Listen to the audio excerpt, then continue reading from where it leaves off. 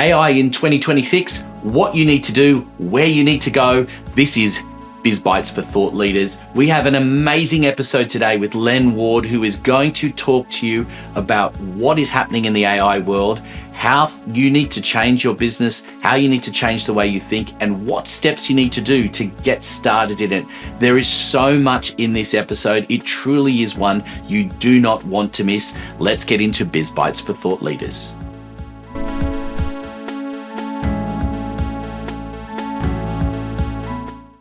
Well, hello everyone, and welcome to another episode of Biz Bites for Thought Leaders. And I truly have a thought leader with me today, very much in the AI and marketing space, something we're going to unpack in great detail over the coming minutes. But let's first introduce Len Ward. Welcome to the program. Thanks for having me. Looking forward to it. Now, Len, I suppose we need to start by telling everyone a little bit about you. So do you want to go and give us a bit of an introduction? Sure. I am the managing partner of Comexis. We are an AI agency. I like to say we used to be a digital agency. Now we're more of an AI marketing agency.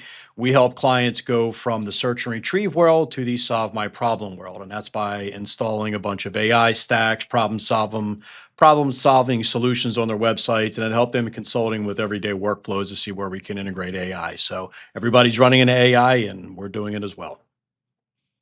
Yeah, it's become such a big area for so many people. And I want to dive into that, but I think in order to give it a little bit of context, let's just talk about how you got there, because that's the interesting thing about AI. It's so new, generally speaking, for most people that are into that space. So there's usually a history that's behind it. And I know your history is a little bit more interesting because it was in a different kind of space, because you're on Wall Street, weren't you, at one point? I was. I started on Wall Street during the dot-com era. So I like to say I grew up with the internet. I watched the internet grow. I watched a lot of companies go public, companies like Amazon, Google. I remember years ago when you were on the line, you were trying to optimize for 25 to 30 different websites opposed to just Google or search engines. So I started there.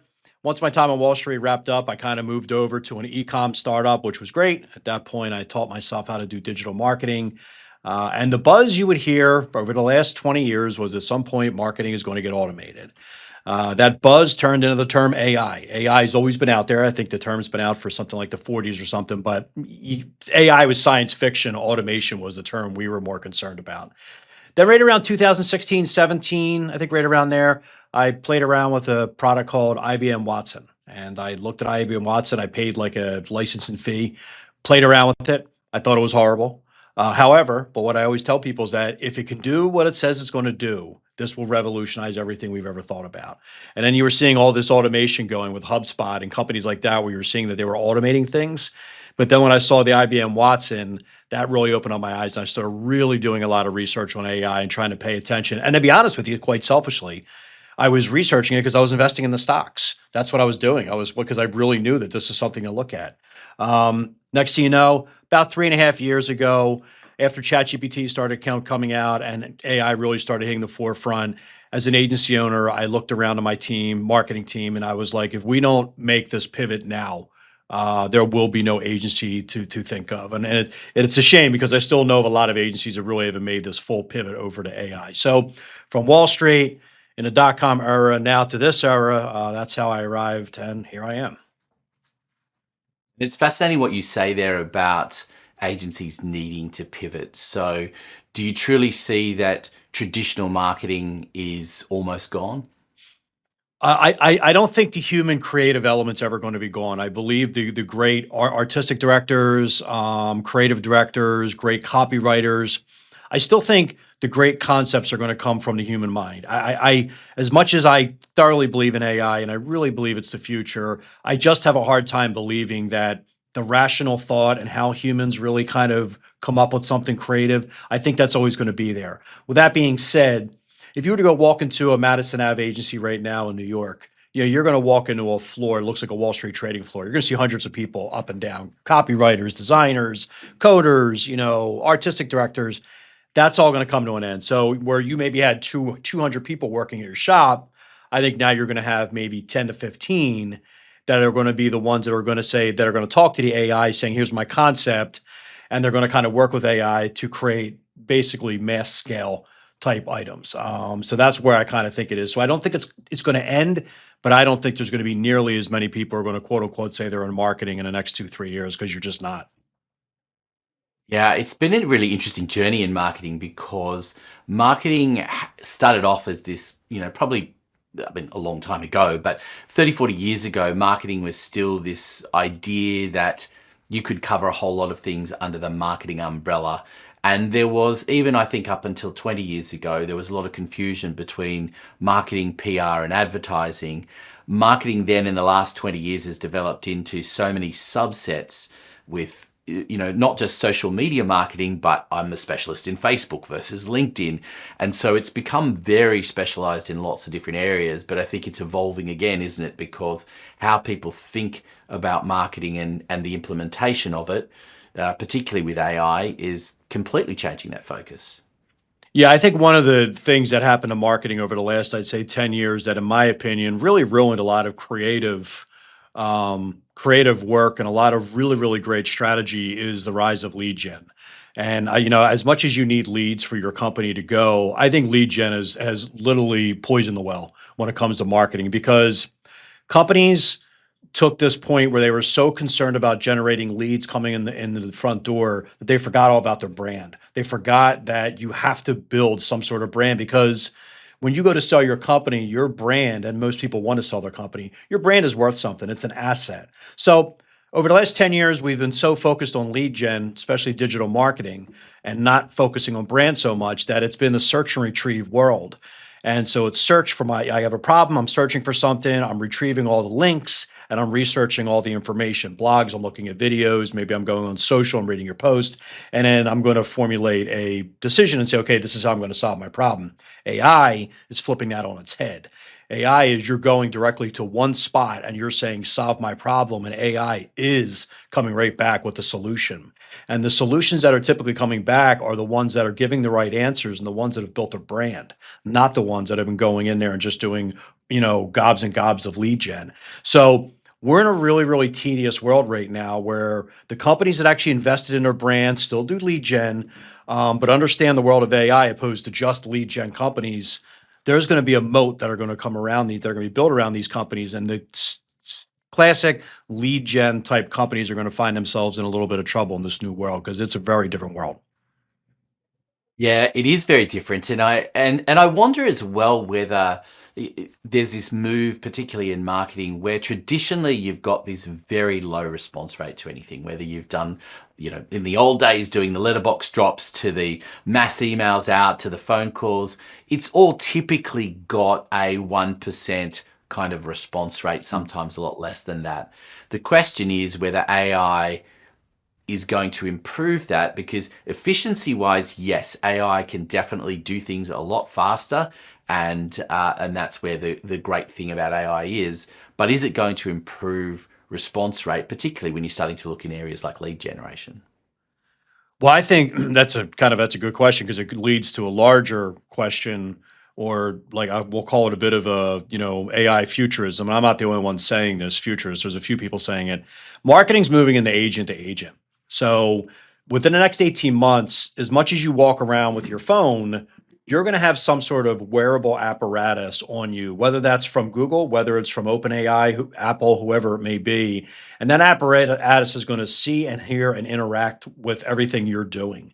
You're going to be used to seeing people with meta glasses. You're going to be used to people with ear pods that are actually going to have little cameras on them. It's one of those things where when you walk outside, you're just going to know that you like everything's wide open.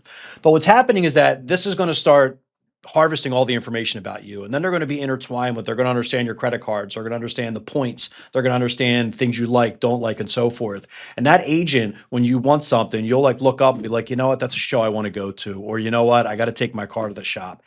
Agent, go do this for me. Go find me tickets you know where I like to sit, or go book me an appointment to get my car fixed. That agent is going to then negotiate with the company's agent.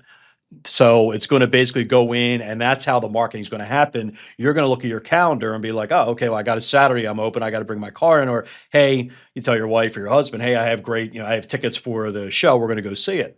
I think that's kind of where it's going. So, when it comes to lead gen, like that's the type of stuff that's not being thought about and not being looked at. So when you go to 1% open rate or 2% open rate, you are right. I mean, we're to the point now where any type of impact is at best 1% on a great campaign.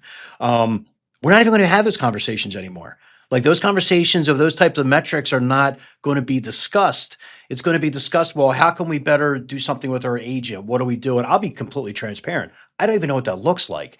I think we're all trying to figure that out right now. But so it's almost like the metrics we've been living buying, living and breathing buying and making business and marketing decisions are these are metrics that we're going to kind of look at the same metrics as, well, how many people got my yellow pages or how many people read that ad in the paper? Like that stuff we wouldn't even have a conversation about right now, right? You'd be laughed out of a room.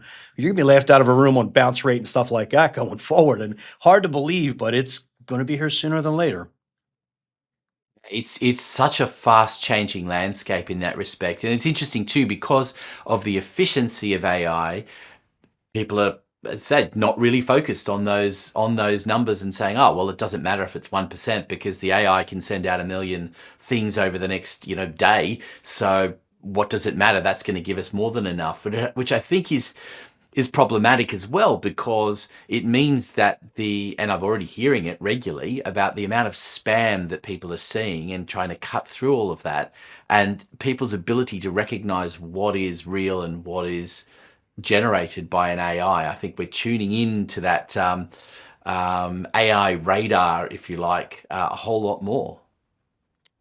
I agree. And here, I actually think AI is going to distill the noise from us. You are right. Right now, the noise is even the noise on AI is deafening. And I'm living, breathing, wallowing in it 24/7 because I just truly like it. But there are times I step up, I'm like, oh my God, this is just insanity what's coming at me. And I even got to, as a digital marketer, I truly unplug as most as I can. I just try to put it down because I see the noise. I think your message is not going to resonate that way. You're not going to be able to start screaming in the wind like we do right now. I think AI is going to filter that out back to that agent type thing. It's going to really screen out what type of emails you're going to read. It's going to screen out what type of text are coming in. And I'm not going to say it's going to stop the ads from being shown. Like I just, it's funny because I actually think the rise of billboards and digital ads, I think that's good because you're looking around. There's a future there. But if you're doing email marketing, if you're doing top of the funnel stuff online, I wouldn't say stop it, but I'm going to tell you that the AI apparatus, whatever we're wearing, whatever this is going to look like, that's going to screen it out. And how are you going to be known from there? Solving problems. If you're a company that's solving a problem, AI agents are going to find you because they know you're solving problems and your answer is correct, and they're going to keep coming back to you. So it's a very weird world we're entering into right now, and I don't think a lot of people have a blueprint. We're starting to. The path is lighting up a little bit for us, but by no means am I saying, "Hey, this is the direction we have to go in," because I don't care who you are. Nobody knows the answer to that right now. No, I don't even think Sam Altman knows where where this is all going in the next 2 years. It's quite amazing. I mean, I know my first real experiences with what we're seeing and have seen around like ChatGPT and the like was a few years ago. Well prior to all of this stuff, was working with a legal entity that works for the legal profession and had put all of the legal documents and things and various rulings into effectively what we now know as an AI. And you had this ability to ask it questions, and it was there purely to guide lawyers who were not connected to into the cities, for example. So they might be in more rural areas, needing to deal with problems that are perhaps larger and out of their normal area of expertise. So it would give them enough to build some information to then pass on to the next lawyer who was the more specialist. Really great concept. And as far as I know, it's still operating, but it's interesting how we've come from that really very specific problem solving to now this kind of broader expectation that AI will answer anything and everything. Yeah, I mean, and it's if you get really good on an LLM, large language model, ChatGPT, Claude, Gemini is, by the way, the new one out is tremendous, 3.0. But you realize how smart these things are. You realize the answers. I know from a business process standpoint, from a sales and marketing standpoint, 2 years ago, 3 years ago, our team was cleaning up nonstop the hallucinations and everything coming through. It's getting less and less and less. It's getting to the point now where you still need to screen it because God forbid you start putting stuff out there without screening it. That's a problem. But it's learning and it's getting smarter and smarter and smarter. And I know there's this fine line of, is it really just kind of, if you look, because it's a tokenized process, like, is it just making sure that the next word is the most accurate word after that word, after that word, or that word? Or is it really using some sort of intelligence to really generate the answer? And nobody quite knows. Well, I'm sure they know, but I don't really know the answer to that. But it's getting smarter. And the best case scenario I can give you is we put AI chatbots on a website. And we actually had an AI chatbot on one of our clients' website that does a high volume e-commerce. So they sell lots of small parts for trailers and trucks and things like that. So a lot of tiny problems, a lot of crazy nuanced questions come in to the AI chatbot. So for the better part of the first 4 or 5 weeks, we kept sending over the questions, what was right, what was wrong. And the owner of this company knows the parts so well that he would go in and be like, this is the answer, this is the answer. We would then take the answer, retrain the chatbot. We have not sent over a question and answer to our client in 2 months because that chatbot now has learned every single thing and it almost hits on a 98% accuracy every single time a question comes through. So that's how smart these things are getting. So with me just telling you that on a chatbot that's built on top of OpenAI, I can't even imagine how smart the AI is getting. So to answer your question, a long-winded answer, they're getting smarter and it's getting to the point where, yeah, they can almost answer anything. Guess what's also interesting is our willingness to engage with the AI, because it's gone from novelty value to now, okay, are we accepting it? And I liken a little bit to, it wasn't that long ago that we were all reticent to put our credit cards onto the internet. No, we won't do that. There's no way we'll ever put that there. Now our credit cards are everywhere, right? We're saving them on here, there, and everywhere, and people don't seem to question it that much. So the engagement with AI, do you see that as becoming just completely normalized for everyone and everyone's prepared to accept it? Or do you think there's going to be this, well, we need to define very clearly when you're engaging with an AI versus when you're engaging with a human? I think it's going to be both. That's actually a good question. I think it's going to be both. I think people are going to quickly realize that if they engage with AI and they get the answers and then they say, hey, I'm not going to engage with it anymore, they're going to realize how quick they come back. It's the same thing I tell people, like, imagine pulling the internet away from you right now or pulling text away from you right now, how ingrained it is. And I know it took you time to get to that point. If you think about it, digital marketing from when it started or the digital exception of it really took from 98 to, I like to tell the story all the time, to COVID. There's a lot of companies that didn't even have websites in COVID. A lot of people like, just send me an email. They didn't have websites, which used to blow me away. Now we're moving so rapidly, so fast that you're not going to have 25 years. You're going to have 18 months to maybe 2 years. So, and I do think that there's going to be a large portion of people, because of the job loss and people being afraid of job loss, they're going to push back on it. And they're going to say, we don't want this technology. Well, if you've taken any history class in your life, the minute I'm going to go through not on this call, but I can go through 1,000,001 times how the dawn of a new technology or some sort of revolution that man would push back, and that would always get wiped away. And this will get wiped away as well. So yeah, I think it's going to be back and forth. I think some people are going to accept it, some aren't. There'll be a bit of a rebellion because of the job loss, much like the internet, much like the car, much like the plow. We can go on and on. And that's going to quickly subside when you realize the absolute intelligence of this thing coming out. Now, it's not foolproof or fail-proof, and I do think humans have to be involved, but I think that's kind of what I'm predicting is going to happen on the acceptance of AI over the next year or two. It's definitely changing the landscape, and there are undoubtedly going to be jobs that are going to disappear, but it's the jobs that are going to be created, which I think people are overlooking. I mean, for example, in your agency, you've made this shift. So when you look at numbers of people that are involved in your agency that were, 5 years ago to where they are now, there might be different roles, but has it vastly changed the numbers? I will be completely honest. I don't see my agency hiring any more people. If we do, they would be considered AI pilots, meaning because we have a lot of AI stacks that we build for clients. Not as complicated as people think. It's just a lot of work to put them together. So I need people to pilot those things. So a lot of my internal team, like my SEO manager, she's now literally, we call her my data engineer.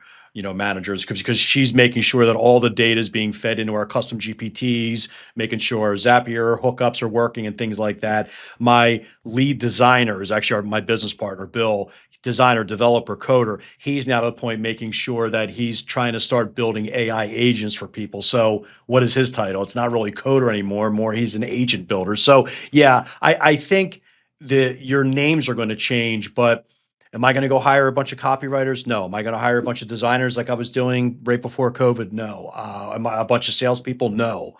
Yeah, I'm not going to be hiring that. So I think I think the people that are at their jobs now, if you're working at a smaller company, I think you're going to be okay as long as you've embraced AI and you take on that, hey, I'm going to be a pilot type thing for this. But if you work at a larger company and if AI is easily doing your job, copywriting, certain types of design, a million different things, lawyers, accountants, that's concerning too. Unfortunately, if you're not embracing AI and if you're doing a repetitive task that an LLM can do really quickly, unfortunately, I think you're gone. On the flip side of that, I tell this to everybody. I think the rise of entrepreneurialism throughout this world is going to be unlike anything anybody's ever seen. It's going to be very common to say, I work for myself. Oh, well, how big is your company? 2 people. How much revenue do you do? 5 million a year. It's going to be very, very common for you to hear that. So we're moving into a world where you should feel really good because you're going to have a lot of time on your hands. You're going to make money. You're going to do well. The bloodbath to get there, though, there's a war coming with this, and we're going to lose some stuff. But once we get over the hump, it's going to look really, really good. It's so fascinating, all of that, because to me, what I also see is the areas that you spoke about, the pilots and the like. That's going to become normal for businesses to have. So where there might be some jobs that get lost in, like copywriting or those kinds of areas that might happen in larger companies, it's going to be replaced by an AI department, because there has to be people that are looking at new software, that are testing the new software, showing people how to implement it, all of those things. There'll be an AI department that will sit somewhere between marketing and IT, Yeah. but that will be the norm. Oh, I agree. And I mean, if you're a copywriter, like, I've given this advice. Well, that's going to be it for me because AI writes all the stuff. And I'm like, well, first off, you got to train a GPT on what to write. Then you got to build the brand voice within there. Then you have to test it. Then you have to make sure you're coming up with the right topics because you can't just say, write me 5 blogs. It's got to be relevant topics that are going towards your goal. So I tell copywriters, why don't you engage with it? Why don't you become the head editor that rather than you having to be stressed out and writing 55 blogs for a law firm, which is what law firms, they just want vast amounts of content. And now more than ever with the LLMs, you really got to create content and it's got to be created the right way. Why don't you become the head editor and understand how to start pumping this stuff out and interacting with it and say, maybe it comes up with the 10 ideas, but you tweak it a little bit, become that copywriter pilot, be the first one to do that at your company. And then your boss is going to look at you and she'll look over you and say, you know what, we're going to keep Mike. Mike's doing a kick-ass job. He's adapted this and this is good. And Mike's going to look around and be like, we have all these clients. I'd like to keep 5 pilots with me. And you may never have to hire a copywriter again. Do that stuff now. Too many people are like running in fear or what do I do? Be that person. Because if the company doesn't have AI pilots and they're not offering AI services to their clients, don't worry about them firing you because they're going to be out of business. So, that's the type of stuff you want to try to jump in now. So if you're afraid, don't be, because AI is the great equalizer. It levels the playing field for every industry everywhere. You just got to be the first to stake your claim. That is, and I think that's the interesting thing, right? Is that what you've demonstrated there is creative thinking, which is what you said in the beginning, is going to see more of a rise in that. And I think that's the important element here, isn't it? That creativity has been pushed aside in many respects over the last few decades. We've sort of been, catching up with various bits of technology, and creativity hasn't really flourished in the same way. But I think now, AI being able to do a lot of these tasks that are more repetitive and do it more efficiently, it enables that space to be more creative. Oh, yeah. I look forward to the great creative minds that have so much on their mind and they may want to come back and sketch. The great ones still sketch it out by hand. They'll sit down and start sketching, draw, they'll come up with a concept. But they always knew that the bottleneck was, well, I got to get it to my designer. I got to get it to my coder or, okay, this is a great concept, but how long is it going to take to do a video or how long is it going to take to do like a photo shoot? Now you don't have to do that anymore. You're opening up Sora, you're opening up ChatGPT or whatever it may be. So think of these great creative minds and this stuff that they're going to put out there. Like, how many times did I sit in a room and a great artistic director would be like, "This would be great if we could do this," but it wasn't physically possible. Well, we can't do that. And years ago, I remember, well, if we had an angle shot, and years ago, you'd be like, well, you got to hire a helicopter if we're going to do that. Now you do drones. And so, but now, like, think about if we just had this angle and that angle and so forth, and they just let it all the creative stuff just get thrown into an LLM. Now you got to think about what type of creative stuff they're going to make from there. So forget what Sora and AI is doing right now with creative. Go look at the great creative mind in your shop right now and where they're going to be in about a year. Once they embrace it, once they realize they can just brain dump on their phone. And this agent's going to start working for them. By the time they get back to their desk, they're going to be like, that's it. But now I want it one step higher. I think the ads, which I do think will be relevant in some weird capacity, but not the way we're used to right now, are going to blow people away. They're almost going to look like 30-second motion pictures type things, and that's coming from the human mind, not AI. So if that makes sense, that's kind of I look forward to where creative is going to be. But my caveat is this: if there was 1,000 great creatives in a room with AI, there'll be 5 left. And those 5 will be Martin Scorsese. They will be the absolute best you've ever seen in your world. But unfortunately, no, there won't be the mill anymore where you see hundreds and hundreds of creative. I think that's coming to an end.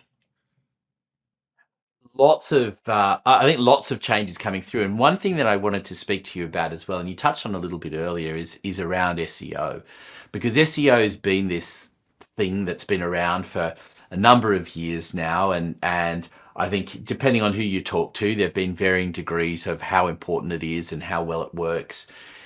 But that's all been based on the premise that you're going to be found in a Google search engine.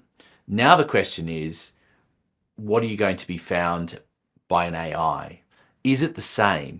Because before it was restricted to just what your website might say. Now it's a lot broader. And I find it really fascinating when you do a search for someone and ask an AI to come back with a summary of it, how different that can be in terms of the high level things that it's picking out compared to what perhaps you might see visually if you just went and looked at a website. Yeah, I mean, so I started years ago when I got into digital marketing. I planted my flag on the SEO world. So I was search engine optimization. My company, I had the term SEO in it before we morphed and bought a couple of small agencies. I was a thorough believer of it. I was one of the first people in my area even doing it. I remember getting calls on SEO and people didn't call it SEO 15, 20 years ago. They called it SEO, and it's like not even SEO. They didn't even know how to pronounce it. But I am going to tell you that everyone's like, oh, SEO is dead. It is dead because you're going from a search and retrieve world to a solve my problem world. It doesn't mean that SEO people are going to, that's it, SEO is done. No, it means before you were writing content because you were trying to manipulate the search engine of Google and trying to rank high. And then once you got there, it was a shell game and a bait and switch to try to get somebody to fill out a form. Let's call it the way it is. That was your job, and people did the job really, really well. Now you got to create content based upon people's actual problems, and you have to start, and those problems have to all be connected together, and then you have to identify the content, whether that's text, image, video, whatever it may be, audio, whatever, and you got to try to figure out and organize in a data room, how does this solve problems? Because before, Google would go in and start pulling all your information up like in a vacuum and organizing, you start clicking. Now Google's going to start pulling up all the information, blending it together and saying, and in a conversational tone saying, this is the answer to your problem. What does SEO, how does SEO live in that world? You live in that world by getting rid of the term search engine optimization, because you're not doing search engine optimization anymore. You're solving problems. What does that look like from a content standpoint? And get rid of the term ranking. Because it's funny, I just saw somebody on X today. They're like, well, here's the quickest way to have the LLM pull you in and get ranked. I'm like, you gotta get rid of the term there. It's the same thing as driving a car or riding your horse. You're not, the horse is SEO and the car is LLM. I know I'm kind of getting a little wonky in my explanation, but I just think that the term SEO, we have to, and I don't think the AEO and all these other terms, I think that stuff's going to fade away. It's just another way to repackage SEO. Unfortunately, again, because we do SEO, it still matters right now. You still get leads from it and you still have to do it. But I think now you have to start thinking about, is this piece of content that I'm putting out there, the first thing you should think about before is, will it rank? Will people stay on the page? Now you're over to, is this solving the core problem that somebody may have? So it's a very, very different way. So I think the SEO's job is going to move more towards working very closely with copywriters, making sure, and even video and so forth, making sure that, yes, this solves the problem. Let's put it here, label it here in our data room, and hopefully the LLMs are going to start picking it up. Long-winded, but hopefully you kind of get what I'm saying. No, no, absolutely. And I think this whole focus on problem solving goes back down to businesses and branding and things that you talked about earlier on, people missing the why. The why do they exist? What problem are they solving? And I think that needs a lot closer attention on that for businesses in order for them to survive, because I think that's the interesting thing, right? If you're asking AI to solve a problem, it's going to look for things that are going to solve that problem, and you want to be quoted in that. You want to be one of those sources so that people then will come to you for that information in the future, right? Yeah, no, correct. That's it. That's exactly what you want. You really want to just make sure that you are, your website, your products on there, your salespeople that just solve problems. You got to remember, as AI grows, people showing up to your front door are going to be the most educated customers you've ever seen in your life. They're going to, if they have a problem with their roof, right, or a problem with their car, typically you'd wait for the salesperson or the mechanic to come out and say, "Here's what's wrong." That's not going to happen in another year. That's not happening right now. They take a picture. They literally have interact audio, video with AI, and if it goes down, and it's funny because it was something as funny as my son's car broke down and his Jeep broke down, and I knew it was a battery. We all knew it was a battery, but for some reason I'm like, could this be the starter? And I'm not a mechanical guy, but I've had a lot of cars enough where things broke down where I, paid enough money where I'm like, all right, I know what this is just by the sound of it. I know what's going to cost me. But I'm sitting there listening. And I was like, okay, it's the first time we ever had a problem with a Jeep. It's fairly new. And I put on ChatGPT, I turned on the video, and I started interacting with it. And I told my son to turn it on, and right away it goes battery. I was like, 100% not the starter. And they're like, 100% not. They're like, it's a battery. It's going to cost you this much. And then I kind of said, okay, great. I didn't say, tell me where to go. But the next step would have been, book me an appointment for my local mechanic, get me in there by tomorrow. And I'm also going to need a tow truck, for a quick jump. Makes sense. Like, that's where your customer's going to be, not like, oh, my car's making a funny sound, I don't know what to do. That customer's going to know what they want. And by the way, they're going to know exactly what battery they want too. So think about the jobs that eliminate sales, customer service, like where are we headed? So hopefully it makes sense, but that's kind of where we're heading right now. That's the path we're heading down. What's interesting too about sales is there are now a lot of sales bots that are taking calls, Yeah. and There are. that's an interesting one. I mean, I spoke to an agency not that long ago where they had cut their sales staff down. I think it was from 8 down to 2. The rest were sales bots, and that the sales bots were their conversion rate was much greater because they were sticking to the script, and that according to them, 90% of people didn't even ask or care that they were talking to an AI. That the AI doesn't hide from the fact that it's an AI. If you ask it, say, "Am I talking to an AI?" it will tell you that. But most people don't ask and don't care. I suppose that depends on the nature of what you're selling, because if you're selling bigger ticket items, I can't imagine that that's going to be taken over by an AI anytime soon. But certainly if you're selling lower ticket items, the efficiency there, the ability for an AI to take over from sales, that's a big area.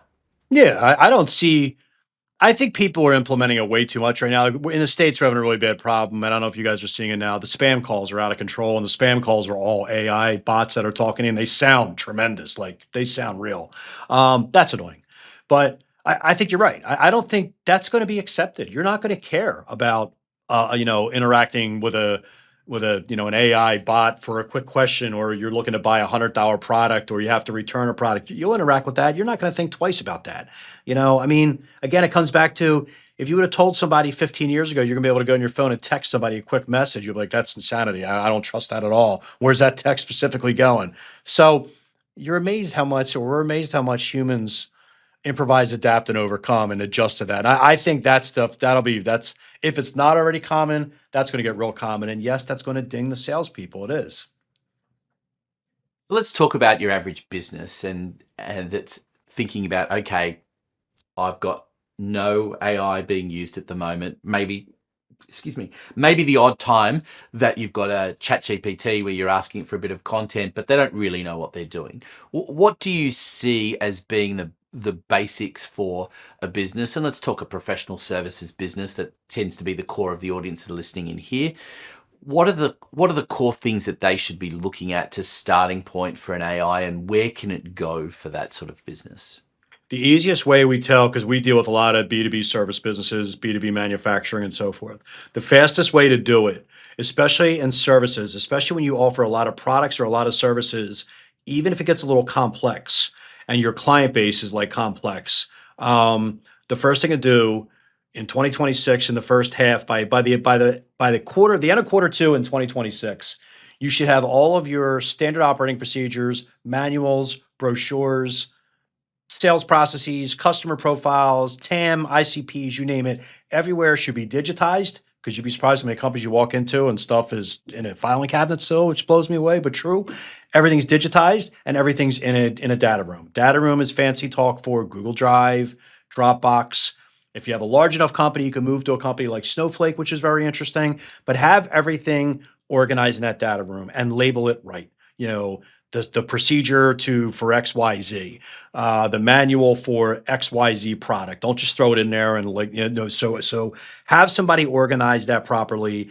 Have meetings weekly and say, this is the data that I put in the room so far. Here's my marketing data. Here's my sales data. This is how we have it listed. Everybody agrees. Oh, what about that? What about that? So going out of quarter two, you're now to the point where you're ready for next year. By the end of next year, you're going to start seeing all of these products coming onto the market.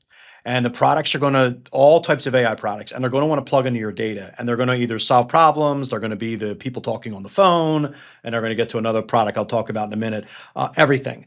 So be prepared. Don't be the one where you're, haphazardly organizing content because you just engaged in a 2-year contract on an AI product. You should have all your data together in a room, test these things out, plug them in and see what works and what doesn't work.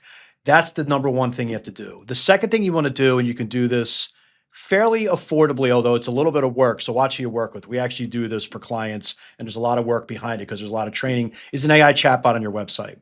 It's giving your website an actual real voice, like literally it can talk to visitors, but it can also take every single thing in your website or one of those data rooms and now talk to all the web visitors on your site. It solves problems, it answers questions, it can do whatever you want it to do. And it works 24/7. It can handle thousands of inquiries, a minute. And it's probably the best thing to do. And the reason I say that is this is the magic of AI. Because when we put that on a client's website or prospective client's website, I have never yet once heard the term, oh my God, we never thought about that. Or that is the most craziest thing I've ever seen. I didn't know customers were asking for that. Because right then and there, this is your customer's real problem. And the reason you may not have market share is because in the last 5 years, you've never once addressed this problem. So now the customer is telling you their problem. Where AI and the company that's going to win is, what am I going to do to fix that problem? What am I going to do to address it? What else can we put on the website? What new product can we create?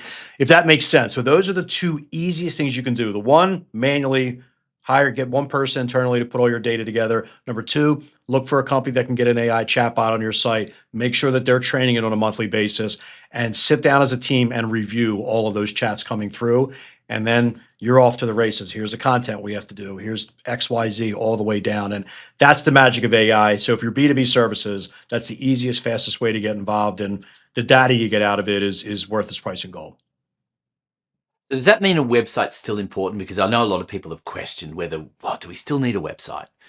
How important do you think that is moving forward? I think a website's going to turn into a repository. Because we've made Comexis has probably rolled off about, oh my God, by the time it's all said and done, over 1,000 websites, maybe more than that.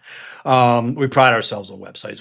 I've won awards for websites, if you can see it behind me. So, but I am the first to say, in 2026, don't think I would engage in building a brand new website. I would maybe do an overhaul of a website, but the number one thing you want to do is make sure that your website is answering questions.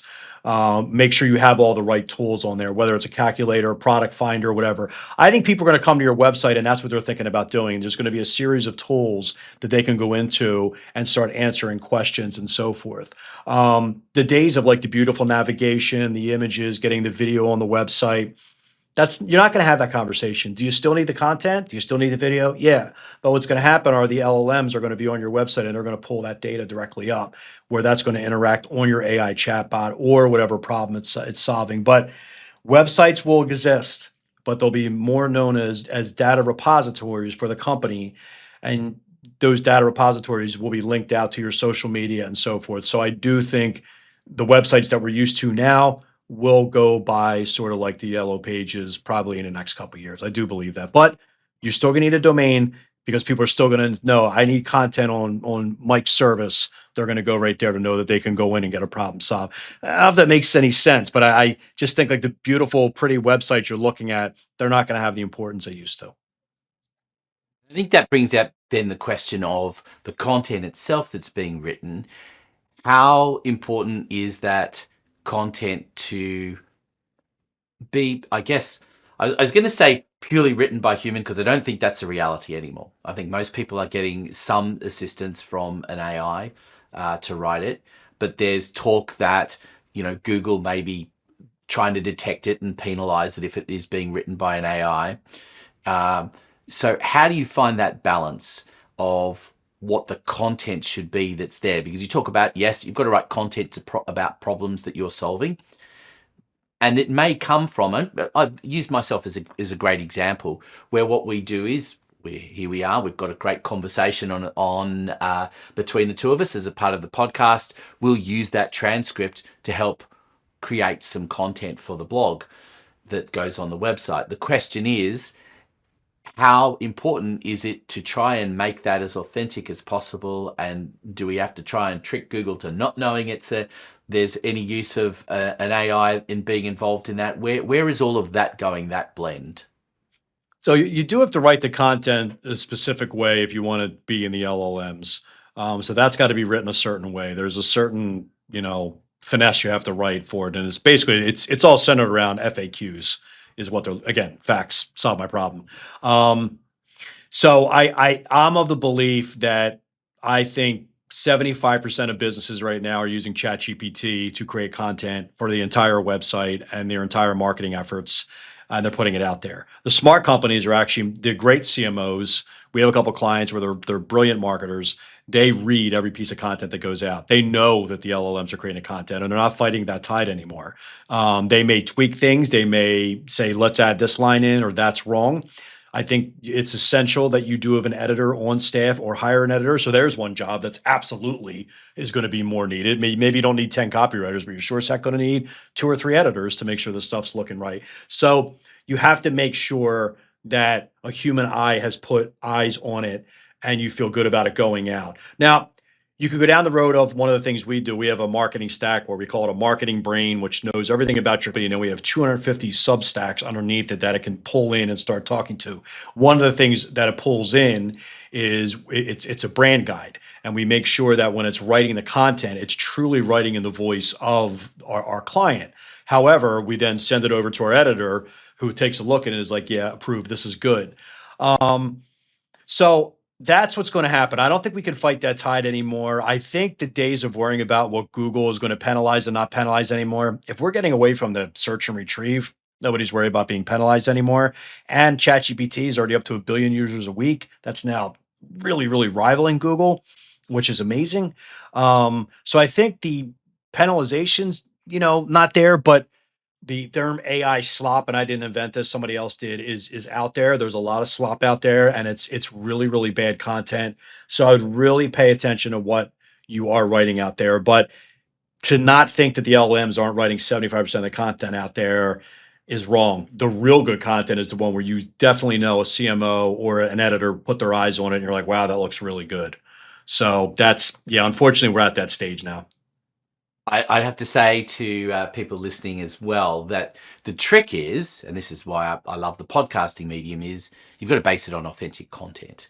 When you're sending a chat bot out there to try and create some content, and it might be based on a few things that you've said in the past, but it's out there just picking up stuff from here, there, and everywhere. It's not the same as saying, here we have a transcript of, in this case, we've got a longish podcast recording, lots of detail that are in there. If we're going to create something that's just utilizing the content from this episode, but maybe focused in a particular area that we've discussed, that's completely different to just create something.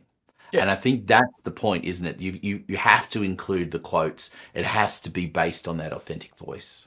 Yeah, I think that's still gonna be needed. And I think that's inherent, a human behavior where people are like, well, everything you're going to do is AI. I don't know about that. If you have a great writer, who writes tremendous novels, you're no, we're not getting rid of that because AI might be able to really read, write in their voice and might be able to, maybe create a book that you would think that this writer wrote, but the writer didn't write it. Now she may use AI to kind of help her out, but there is something about being authentic that still is going to matter. That when the great writers come out, they're just tremendous. They know how to rationalize something. And been steadfast when people ask me about why do you think AI will never, it's going to surpass human intelligence, but it already has, but why do you think it won't be a human? Because it can't rationalize. That's a human element. And I can't wrap my head around, and I'm dumb. I can't wrap my head around these other guys are so much smarter than me in AI. I can't wrap my head around how you can create something that can actually rationalize a situation, then put pen to paper and create a story and kind of go from there. Sure, AI may be able to do it, but I think you're going to be able to point out that's human and that's AI. I think just because we're human and we know what we do. So, but to kind of diverge a little bit from that, the thing that you're going to see rise though is this term called synthetic content. If you haven't heard that before, so you are running out of content for these LLMs to digest, and that is the oil that keeps these things going, right? So people are kind of putting out this AI slop. So some of the answers that are coming back when you're looking at it, you're like, it's not that it's hallucinating. You're like, they're relying on the because you go look at sometimes they'll put links and you go click that link and read it, and you're like, oh God, that's not good at all. Um, so they're talking about the LLMs that are going to have like the mini GPTs underneath or whatever term may be, and it's going to tell it what content to write in what voice, and it's actually going to instruct these agents to create this synthetic content. I'm going to be interested to see how good that content is. That's coming sooner rather than later because it knows for it to live, it needs more and more content to digest. It's already ripped through all of YouTube. It's ripped through all of Google. It's ripped through every single thing man's created. Where are we at now? So now it's got to create the synthetic content.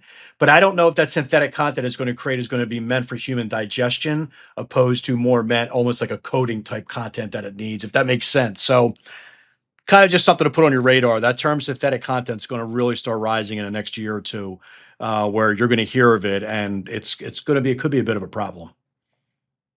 Just to wrap things up, I've got a couple of questions just to finish things up. So one is just give me some predictions 2026. I know it's probably a bit hard to forecast, much further into the future, but what do you think for businesses out there at the moment, 2026, what is the thing that they should be focusing on and where do you see us advancing over that 12 months period? The thing I think business people have to pay attention to in 2026 is I know a lot of business people who invest money in marketing definitely pay attention to when Google comes out with their earnings because you are seeing that Google, what are they at $70 billion or something like that this quarter for advertising. By the end of 2026, you are going to start seeing that their advertising dollars are pulling back and that they're not making the money they used to make. They may be making money in different areas, but they're not going to be hitting that number anymore. And why is that important? That's important because you're realizing less and less people are using Google to find your product. And it's not your marketer, it's not your ad spend. It's just it's a capitulation point where more and more people are moving over to some sort of LLM. Now, I'm sure that there'll be advertising in there in some capacity because advertising, we find our way to worm in anything. But really pay attention to that. Pay attention to Google's earnings as it starts getting pulling back and pulling back. That's going to be a problem because you're going to look at your marketers and say, what's next? What's next? So if I'm predicting that out to the end of 2026, that Google is no longer going to make the money in advertising that they used to, well, where do we go solve that problem? That's what it comes back to. build a data room, start solving problems, start preparing for this because it's coming. So that's number one. I think by the end of 2026, I do believe that the first wearable device will be out. I think it's going to be by ChatGPT. I can't remember John Ives, I think his name is, Jan Ives. He was the lead designer. I'm butchering his name. He was the lead designer for Apple. I don't know if you know that. Now he works with ChatGPT. And I believe that they're going to come out with that first product. Somebody showed me a blueprint. It looks like a little disc that you're going to kind of just pin on you. It's like a little button or something. They said that's what it's going to be. But I think that'll be the very first thing where people step back and they've actually cracked into the armor of Apple, because they have said they're coming after the iPhone. A lot of people miss that term when they say it, but they're coming for the iPhone. So I think that by the end of next year, business owners are going to say, what do we need to start doing with our marketing dollars? Because Google is clearly becoming an issue. And the second thing is your kids, your wife, your husband, whoever it may be, you're going to see them walk in the front door and they're going to have this device on them. And now we're off to the races on AI. And I think that's going to happen all within the next 12 months. I think it's huge. I mean, I know what you mean about the iPhone, because I look at my phone and it's cluttered with that many apps and things that are on there, half of which I haven't looked at in 2 years probably. Yeah. Photographs that are in their thousands now and not enough energy to sort them out.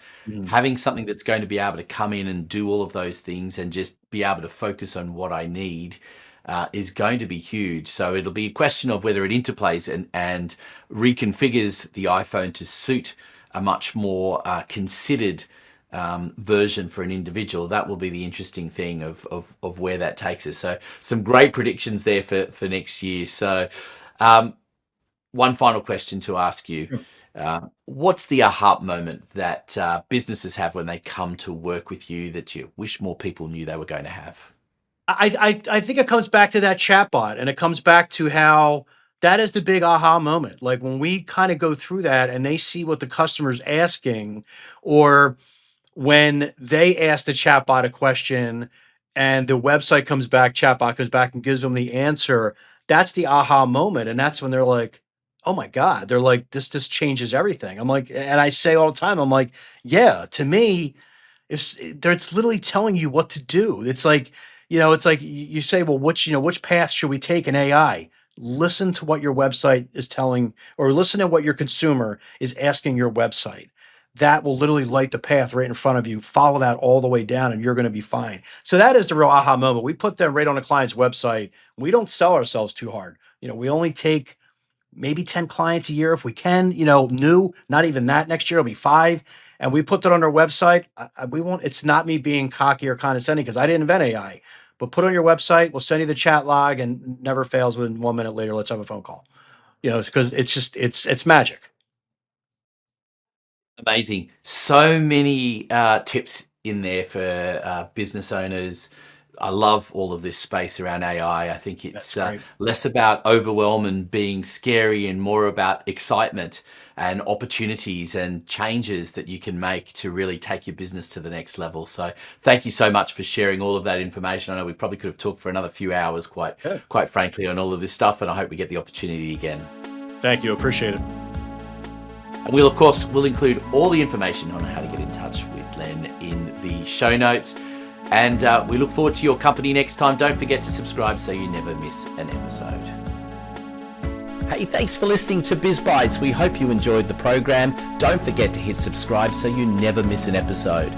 Biz Bites is proudly brought to you by Podcasts Done For You, the service where we will deliver a podcast for you and expose your brilliance to the world. Contact us today for more information. Details in the show notes. We look forward to your company next time on Biz Bites.